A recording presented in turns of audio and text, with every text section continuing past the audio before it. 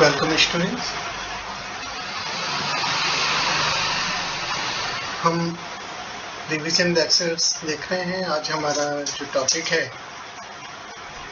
वो immune system के introduction को लेकर है। मैं doctor Prakash Chandra Sharma, department of zoology, SPC government college Ajmer. तो सबसे पहले हम इम्यूनिटी की बात करते हैं। तो इम्यूनिटी जिस सिस्टम से है that is called immune system. तो ये इम्यून सिस्टम क्या है? तो अगर आप समझेंगे तो ये एक नेटवर्क ऑफ बायोलॉजिकल प्रोसेसेस है, जैविक प्रक्रियाओं का एक तंत्र है, एक डिफेंस सिस्टम है जो कि लेयर्ड है, जिसमें मल्टीपल लेयर्स मौजूद हैं। ये जो लेयर्ड डिफेंस सिस्टम है जो कि प्रोटेक्ट करता है किसी ऑर्गेनिज्म को डिसीजेस से और बाहरी सब्सटेंसेज और एंटीजेंस से, उसे हम इम्यून सिस्टम कहते हैं। तो ये सिस्टम डिटेक्ट करता है और रिस्पॉन्ड करता है वाइड वैरायटी ऑफ पैथोजन के लिए, right from viruses to parasitic worms, साथ ही साथ कैंसर सेल्स और जो फॉरेन ऑब्जेक्ट्स हैं जो कि हमारे बॉडी के खुद के हेल्दी टिश्यू के हिस्से नहीं हैं, उन सबको रिकॉग्नाइज करता है और उसके अगेंस्ट रिस्पॉन्ड करता है। ये एक कोऑर्डिनेटेड रिस्पॉन्स होता है जो कि किसी भी फॉरेन सब्सटेंस या एंटीजन के इंट्रोडक्शन के पश्चात प्रोड्यूस होता है। इस रिस्पॉन्स को प्रोड्यूस करने वाला सिस्टम इम्यून सिस्टम कहलाता है। और इस इम्यून सिस्टम में जो सबसे पहला स्तर आता है वो है फिजिकल बैरियर, और इसके अलावा दो मेजर सब सिस्टम्स इनके अंदर इस इम्यून सिस्टम में देखने को मिलते हैं। पहला कहलाता है इनेट इम्यून सिस्टम, जो प्री कॉन्फ़िगर्ड रेस्पॉन्स प्रदर्शित करता है एक बड़े सिचुएशंस के और स्टिमुलस के समूह के प्रति। और दूसरा जो इसकी कॉम्प्लीमेंट्री आर्म है that is called adaptive immune system, जो कि एक टेलर्ड रिस्पॉन्स यानी कि प्रत्येक स्टिमुलस के प्रति विशिष्ट रेस्पॉन्स प्रदर्शित करता है। और ये विशिष्टता या ये टेलर्ड रिस्पॉन्स है, ये लर्निंग के माध्यम से आता है। ये लर्निंग तब होती है जब इम्यून सिस्टम पहले उससे इनकाउंटर हो चुका होता है, तो नेक्स्ट टाइम वो उसे रिकॉग्नाइज करके टेलर्ड रिस्पॉन्स देता है। दोनों ही प्रकार के प्रणालियों में कई प्रकार के मॉलिक्यूल्स और सेल्स सम्मिलित होती हैं।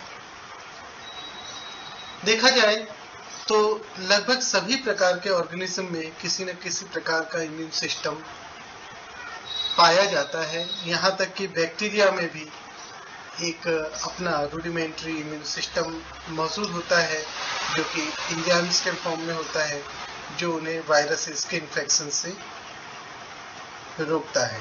इसके अलावा एनिमल्स में और प्लांट्स में हमने कई प्रकार के मैकेनिज्म देखे होते हैं, like phagocytosis, antimicrobial peptides like defensins, complement system, ये सभी इम्यून सिस्टम के हिस्से होते हैं।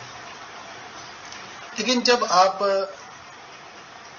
जॉड वर्टिब्रेट्स और अंततः आप ह्यूमन तक आएंगे तो यहाँ पर आपको मोर सोफिस्टिकेटेड डिफेंस सिस्टम देखने को मिलेगा, जिनके अंदर न केवल पैथोजेंस को तेजी से और एफिशिएंटली रिकॉग्नाइज करने की स्थिति होती है, बल्कि उनके प्रति अडेप्ट होने की भी स्थिति होती है। साथ ही साथ इनमें इम्यूनोलॉजिकल मेमोरी भी होती है, जिसके कारण से बहुत आसानी से उन चीज़ों को याद रखा जाता है। लेकिन इससे पहले जो महत्वपूर्ण चीज आती है वो आती है कि किस प्रकार की इम्यूनिटी है। तो वर्टिब्रेट में जो हमने देखा कि दो जो मेन इम्यूनिटी की स्ट्रेटेजी है, वन इज इनेट और सेकेंड इज अडेप्टिव। तो जब हम इनेट इम्यून सिस्टम की बात करते हैं तो ये ओल्डर इवोल्यूशनरी डिफेंस स्ट्रेटेजी है जो कि ज़्यादातर ऑर्गेनिज्म में देखने को मिलती है। यहाँ पर आपको 4 प्रकार के डिफेंस बैरियर्स देखने को मिलेंगे। पहला है एनाटॉमिकल या physical barrier like skin, like mucus membrane. तो ये जो फिजिकल मेजर्स हैं लाइक स्किन हो गया और म्यूकस मेम्ब्रेन हो गए, ये इन्हें यानी कि जो पैथोजेंस हैं उनको बॉडी में इंटर करने से रोकते हैं। इसके अलावा physiological barriers like temperature, pH, chemicals like isozyme, complement system, complement, interferon, ये सभी फिजियोलॉजिकल बैरियर्स हैं। जो कंप्लीमेंट है वो बैक्टीरिया आदि को पहचान करके एक्टिवेट होता है, उसमें सेल्स एक्टिवेट होती हैं, तो उसके बाद में इन्हीं क्लियरेंस का मैकेनिज्म प्रारंभ हो जाता है। फेगोसाइटिक जो सेल्स हैं लाइक मोनोसाइट, न्यूट्रोफिल, मैक्रोफेजेस, वो भी इनेट इम्यूनिटी का पार्ट होते हैं।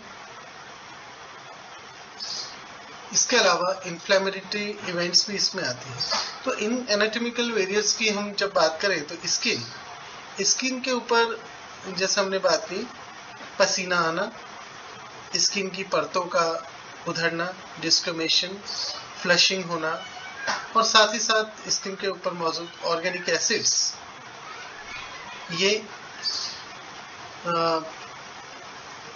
बाहरी पदार्थों को, खासतौर पर पैथोजन को इंटर करने से रोकते हैं।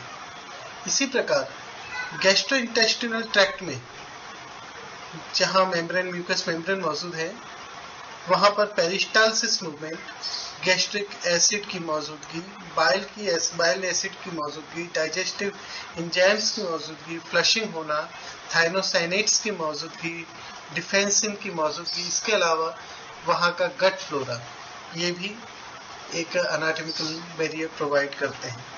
रेस्पिरेटरी एयरवेज में, लंग्स में हम देखें तो वहाँ म्यूकोसिलरी एस्केलेटर्स, सर्फेक्टेंट्स के अलावा डिफेंसिन भी मौजूद होती है।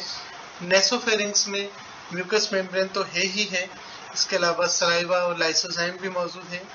आइज में टीयर्स, और इसके अलावा जो बहुत महत्वपूर्ण है वो है ब्लड ब्रेन बैरियर, जहां इंडोथेलियल सेल्स मौजूद होती हैं, पी ग्लाइकोप्रोटीन्स मौजूद होती हैं जो कि रोकती हैं बाहरी जो पैथोजेंस हैं उनको अंदर आने से। कंप्लीमेंट सिस्टम की हमने बात की। कंप्लीमेंट सिस्टम एक बायोलॉजिकल कास्केड है इम्यून सिस्टम का that help or complements the ability of antibodies to clear pathogen or mark them for destruction by other cells। ये आप याद रखिए। तो जब यहाँ उसे मार्क कर दिया जाता है कि वो उसे खाए, किल करे, तो यहाँ पर कई सारी इनेट ल्यूकोसाइट्स, इनमें न्यूट्रल किलर सेल्स मौजूद हैं, mast cells, eosinophil, basophil, phagocytic cells like macrophage, neutrophil, dendritic cells, ये सारी की सारी अब कार्य करती हैं। फेगोसाइट्स की हम बात करें तो फेगोसाइट का क्लियर जो लिटरल मीनिंग होता है वो होता है ईटिंग सेल्स, वो सेल्स जो कि खाती हैं। तो ये अपने प्लाज्मा मेम्ब्रेन को एक्सटेंड करके, पोर्शन ऑफ प्लाज्मा मेम्ब्रेन को एक्सटेंड करके जो भी पार्टिकल है उसको इन्वेलप कर लेती है, अल्टीमेटली उसको जो इन्वेडिंग पैथोजन है उसको सेल के अपने अंदर ले आती हैं, जहाँ पर ये जो कवरिंग बनती है उसे हम फेगोसोम कहते हैं। ये फेगोसोम लाइसोसोम के साथ जुड़ जाता है, लाइसोसोम में मौजूद एंजाइम्स उसे किल कर देती है। तो इस प्रकार से उसे वहाँ से क्लियर कर दिया। जो ये फेगोसाइट है वो लगातार बॉडी में पेट्रोलिंग करते रहते हैं, पैथोजन को सर्च करते रहते हैं, ताकि जैसे ही पैथोजन मिले वो उन्हें नष्ट कर दे। साथ ही साथ एक साइटोकाइंस के प्रति रेस्पॉन्स भी शो करते हैं। इसके अलावा मैक्रोफेजेस, ये भी फेगोसाइट है, बड़े आकार के फेगोसाइट्स हैं, लार्ज सेल्स हैं। ये भी लगातार, ये सबसे ज्यादा एफिशिएंट फेगोसाइट है कहा जाए तो, और ये लगातार काफी ज्यादा बैक्टीरिया, अदर सेल, माइक्रोब्स, कुछ जो भी पैथोजन है उन्हें वहां से क्लियर कर सकते हैं। तो इनके अंदर एक्चुअली ये रिएक्टिव ऑक्सीजन स्पीसीज का इस्तेमाल करके जनरली, और इसके अलावा साइटोकाइन के प्रति रिस्पॉन्स करते हैं, रिएक्टिव ऑक्सीजन स्पीसीज का इस्तेमाल करके उसे जो भी बैक्टीरिया, बाहरी पदार्थ है उसको नष्ट करते हैं। इसके अलावा न्यूट्रोफिल जो कि ग्रेन्युलोसाइट है, या इसको हम PMN भी कहते हैं, पॉलीमॉर्फोन्यूक्लियर सेल्स भी कहते हैं, इनमें लॉक्ड न्यूक्लियाई मौजूद होता है। इनके अंदर भी आपको रेस्पिरेटरी बस्ट मैक्रोफेज की तरह दिखाई देगा। ये मैक्रोफेज की तरह ही जो पैथोजन है उसके ऊपर अटैक करते हैं और एक्टिवेट होता है इसके अंदर रेस्पिरेटरी बस्ट, जिसके कारण ऑक्सीडाइजिंग एजेंट लाइक जिनको हम reactive oxygen species like hydrogen peroxide, free oxygen radical, hypochlorite आदि का निर्माण होता है, जिसके माध्यम से फिर जो पैथोजन है उसको नष्ट कर दिया जाता है। तो ये सबसे अबंडेंट टाइप के फेगोसाइट्स हैं जो कि नॉर्मली 50 to 60% होते हैं सर्कुलेटिंग जो ल्यूकोसाइट्स हैं उनकी। तो ये सारी की सारी इनेट इम्यूनिटी के अंदर आपको डिफेंस के बैरियर्स देखने को मिलेंगे। इसके अलावा अगर आप इनेट इम्यूनिटी के अंदर कॉमनैलिटीज देखेंगे कि क्या कॉमन है, तो ये समझिए कि ये इंट्रिंसिकली प्रेजेंट होता है, आंतरिक रूप से इवोल्यूशनरी तौर से ही प्रेजेंट होता है, ये लर्न किया हुआ नहीं होता, ये प्री कॉन्फ़िगर्ड होता है। तो साथ ही साथ इसकी लिमिटेड स्पेसिफिसिटी होती है, नॉन स्पेसिफिक आप कह सकते हैं, क्योंकि ये जो रिस्पांस होता है वो जनरल रिस्पांस होता है, जनरलाइज्ड रिस्पांस होता है। इसमें किसी प्रकार की कोई मेमोरी डेवलप नहीं होती और रिपीटेड एक्सपोजर पे किसी तरह का इनहांसमेंट भी आपको देखने को नहीं मिलेगा, और इन्हीं कारणों से इसमें जो डाइवर्सिटी ऑफ एक्सप्रेशन है वो भी लिमिटेड होता है। तो यहाँ हमने इम्यूनेट इम्यूनिटी के बारे में काफी कुछ समझा। नेक्स्ट में हम अगला देखेंगे। धन्यवाद।